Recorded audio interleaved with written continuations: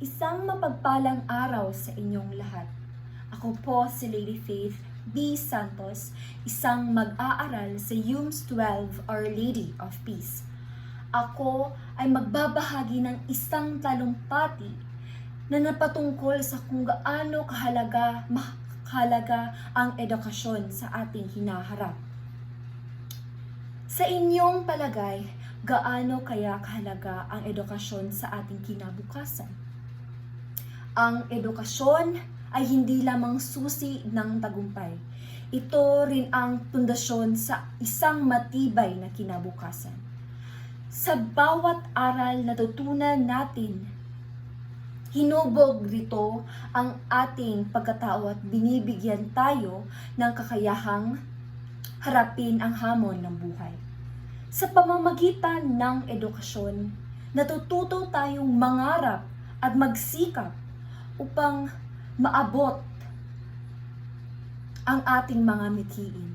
Ito ang nagiging gabay natin upang maging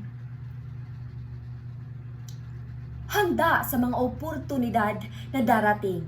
Sa mundo kung saan ang teknolohiya at kaalaman ay mabilis na nagbabago, ang edukasyon ang nagsisilbing sandata ng bawat mag-aaral upang makasabay sa takbo ng panahon.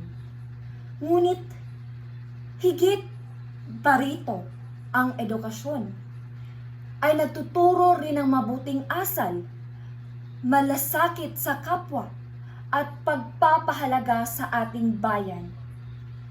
Hindi lamang ito tungkol sa mga grado o diploma. Ito ay tungkol sa pagbuo ng makabuluhang pagbabago sa ating sarili at lipunan. Kaya pahalagahan natin ang edukasyon.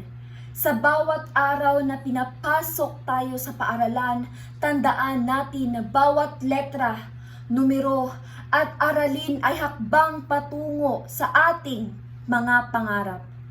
Ang kinabukasan ay nasa ating mga kamay at sa tulong ng edukasyon, tiyak na nakakamit natin ito.